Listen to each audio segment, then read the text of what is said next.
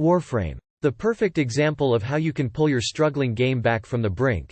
Warframe is a constantly updating and evolving online RPG where the main aim is to look sassier than all the other cyborg ninjas. It's basically one long fashion show, but there's a lot of content to distract you from looking like the baddest bitch in all of the galaxy. However, it's absolutely worth mentioning the Warframe grind. You won't feel compelled at all to open your wallet for the game for its early goings, but it reaches a point where it just seems to be mandatory after dozens of hours. A shame, but that's still dozens of hours of spacefaring nonsense that could quite easily engulf your life for free. Neverwinter. As far as MMORPG games go, Neverwinter may just be the perfect entry point. It isn't overbearingly robust in its systems or just a lazy PC port, which means that it's one of the MMO titles on the console that you can simply pick it up and play without having to consult several mystical tomes. Despite being free, it isn't afraid of doling out tons of content, either. It has all the expansions previously available on PC ready from the moment you start the game. However, it's worth mentioning that you will hit a paywall eventually to make less grindy progress, but as this free RPG is just a game that you can dip in and out of occasionally, it's not that big a deal-breaker. SMITE. Without doubt the best option for a MOBA on console, especially now that Paragon has gone the way of the dodo. Ironically, it probably wasn't helped by the first game on this list taking up all of Epic's attention. SMITE is a great entry-level MOBA, but your enjoyment of it will ultimately be determined by how open you are to the genre overall.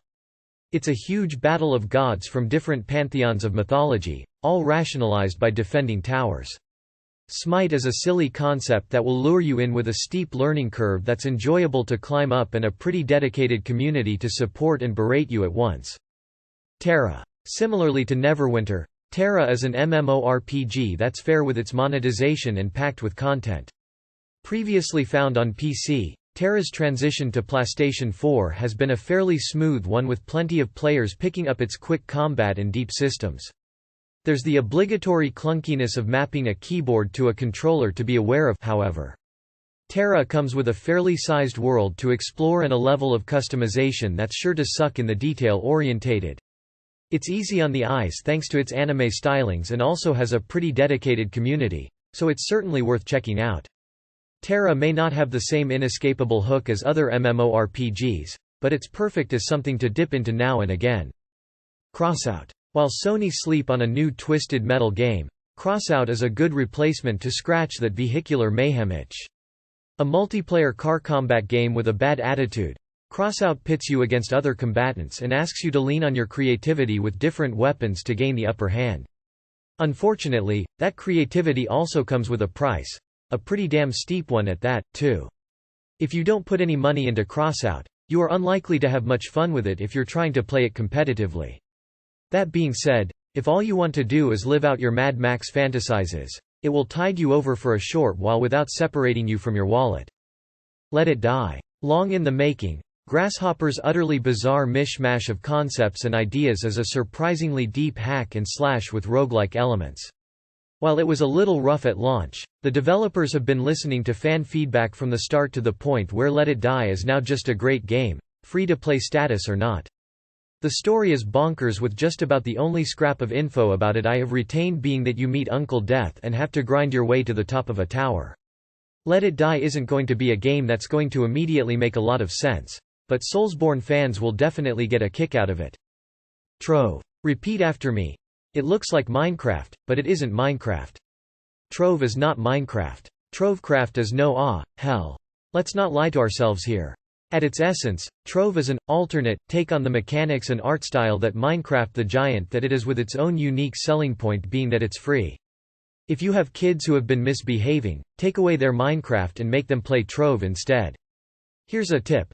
Make sure you add some pretty strong parental controls to stop them from buying all the chaos chests, party animal piñatas, gem booster boxes, greater neon caches, radiant sovereigns, patron points and so on.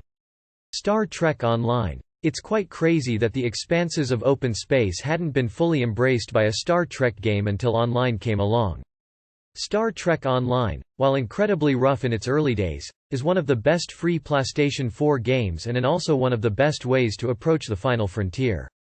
Behemothik in scale and content, Star Trek Online has its sharp edges and doesn't exactly favor tight purse strings for its PvP.